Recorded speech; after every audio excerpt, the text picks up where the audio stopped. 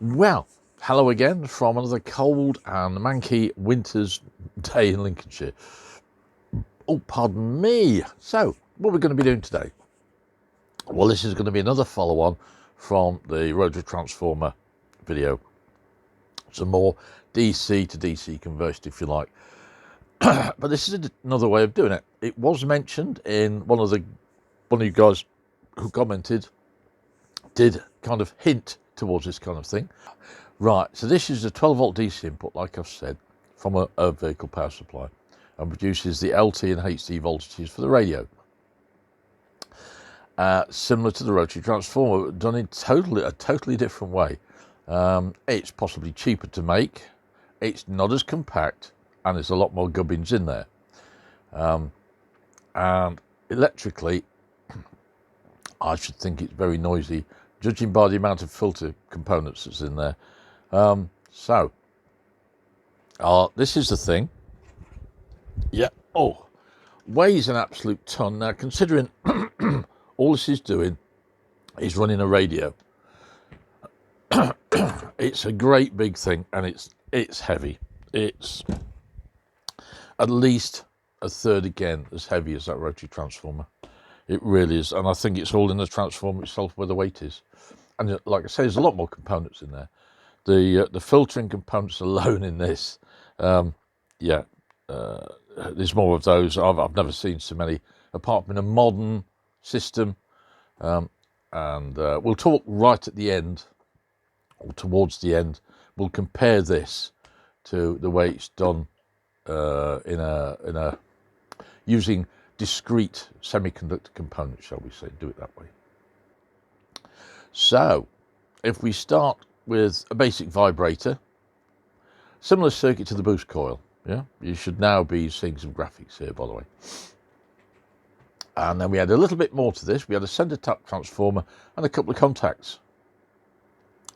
So as we apply power to the armature will vibrate, which is a given, because as soon as you apply power, you're energizing the coil. The coil moves the armature. That breaks the circuit, so the coil is now no longer energized, so the armature springs back and makes the circuit, and it buzzes away. Yeah, exactly the same. It's quite a common thing, is this. Anyway, so as you can see, this will switch power through the alternate windings of the transformer. Okay, this will induce an alternating voltage in the secondary winding, producing an AC. Like we said, you've got your transformer, you put in voltage through it one way and then the other, so you're going to get a nice square wave out of it. Not square, because you're putting you're putting a chopped DC through a coil, and I don't like it. Yeah, so this is electrically, it's going to be very, very noisy. Okay, this is then filtered, rectified, and filtered some more before it's sent to the radio itself. Now, you'll notice these circuits, I've missed out the filtering components, yeah, because there's shed loads of them. You'll see, I'll put up in a short while, when I'm comparing the two systems, I'll put up the circuit diagram of this, and you'll see there's loads of it in there. As an aside, the LT voltage comes straight from the 12 volts. Yeah, that's switched straight to the radio, and it's dealt with in there. The radio itself, there's a lot more filtering stuff in there. And yeah, it's a mad way of doing it. But this kind of system was used right from the 1950s early car radios, early car entertainment systems, if you like. They're valve driven, or they're valve operated, tube operated, if you like, and they've got to get it from somewhere, and this is where they get it from. Yeah, it's exactly the same kind of system. Once again, basic analog electricity. So as I've said, this system produces a lot of internal electrical noise by putting what is effectively a square wave into a transformer. Yeah, so like I've said, lots and lots and lots of filtering. Also, I was able to date this unit here to late 1945. As to get this to work, I had to replace a couple of caps because they decided that they were going to transition into being resistors. Now, so I've replaced them with modern stuff so that I can get this operating. When I finished doing my various demonstrations with it, I will replace the original capacitors because they're part of the unit, part of its provenance, if you like. They are knackered, but this will never be used in anger, so I'm not overly worried.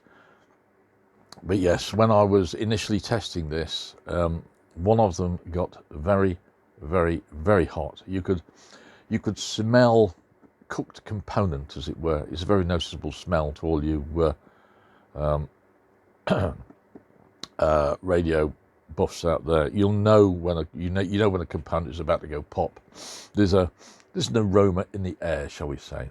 Okay, so I'm going to be referring to the diagrams I've got in my hand, but you'll see the diagrams on the screen. Okay, so the first one, which is the power supply unit itself, you'll be able to see in the bottom 12 volts in. It's filtered all the way on the way through. The vibrator is VB1, yeah, and all the filtering components between that and the transformer. It's quite a, and then of course we've got the at the other side we've got a few capacitors, bridge rectifier, which is a big selenium affair, you'll see it in a minute, and L5 and L4 are the two to go with C1 and C2, which are the DC smoothing components. Now compare that to the modern diagram, where once again it's a 12 volt DC input, but here we're using a 555 timer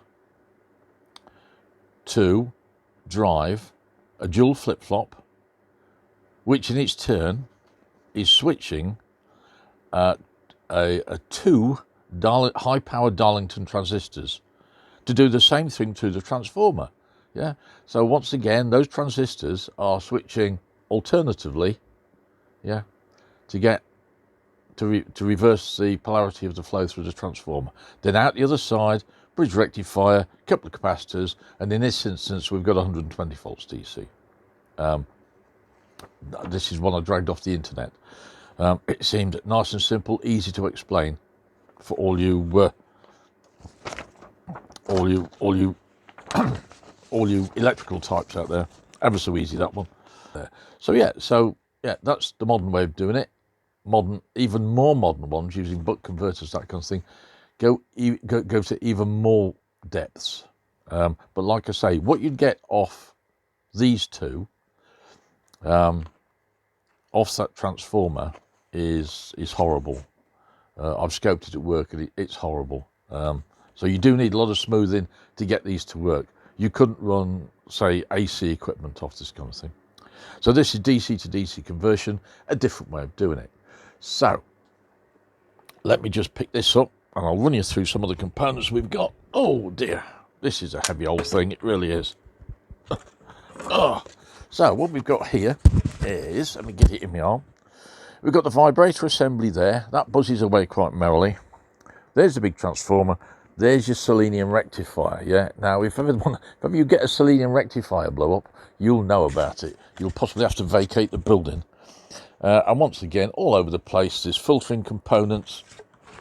In the back here, underneath that plate, there's even more. Yeah, it is, and it is a heavy old thing. So,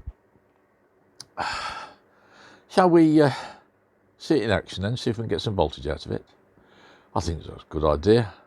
And while we're doing that, I'm going to have a slurp of tea.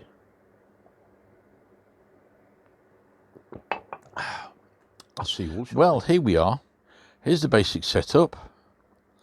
Okay, so we've got just a normal 12 volt 7 amp hour battery. We've got two multimeters there. That one's going to show the LT, that one's going to show the HT. And we've got the box itself there, which really doesn't do a lot, yeah. So I'll switch it on.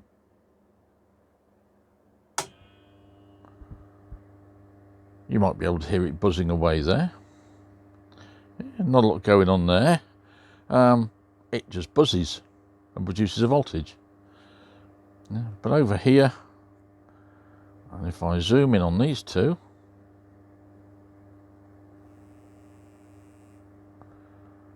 okay, if I zoom in on these two, okay, so we're on the 1000 volt scale though, so we're looking at just over 400 volts there, which seems about right. And we move across to the other one where we are on the 50 volt scale and we're showing 12 volts thereabouts. Yeah, so yeah, so there we have it. Not a lot to it, is there? So yeah, so we'll turn it off. Now these voltages, certainly the HT, will drop away really slowly because even though I've got a discharge resistor across those two capacitors, yeah, it's the big caps. They're the only caps I have, so they're a little lot on the large side. Anyway, so there we go. Yeah, right. So we just wrap this up then. Well, how about that then, hey? Another simple bit of, just hang that over there, another simple bit of analog tech, yeah? These systems are so simple, they really are. I mean, compared, like you saw with the one with the discrete components, which is, I suppose, minimal compared to some of the stuff you get nowadays. Especially if you want DC to AC, you know, your big voltage converters. I'll have to see if I can dig one out. We've got one at work. And take the top off and photograph it because it's the amount of stuff in there. But it's all filtering. Yeah, it's all filtering.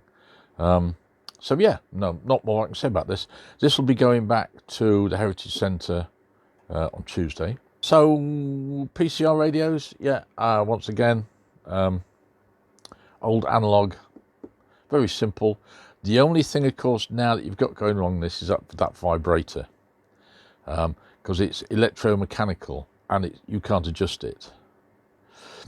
So when it's dead, it's dead. But it is a pluggable unit, so you just plug a new one in. So I would imagine the radio truck would have had plenty of those in. So the radio mech would come out and go, oh yeah, it's the power supply.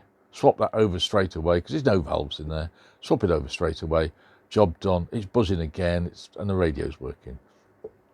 Yeah, so once again, it's easy peasy, simple tech, nothing to it. It's as basic electrically as basic electrical gets, if you know what I mean. So yeah, so without further ado, I suppose, what's the time now? It's coming up for about 2 o'clock. Almost time for another cup of tea.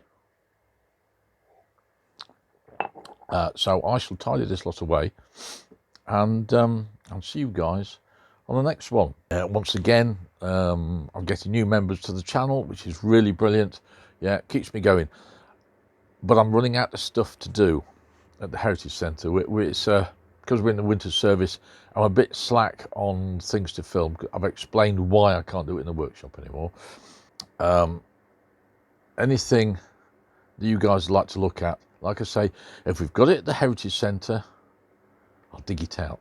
Yeah, we got loads of stuff in archive, and it might be worth me at some point having a trawl through there, see what I can find. I'll have to have a word with them, because I don't think they mind me doing this. It's a good advert for the centre, is it? Yeah, Lincolnshire Aviation Heritage Centre. Come and have a look at our Lancaster, Mosquito and P25. And we've got a Proctor that is being refurbished at the moment. It's going to be a static display model, but the guy that's doing it, he's putting his heart and soul into it. It's really starting to look nice now. So yeah, so without further ado, I'm going to clear off that way, and I'll say toodaloo to you guys. Take it easy, and bye for now. See you on the next one. Toodaloo.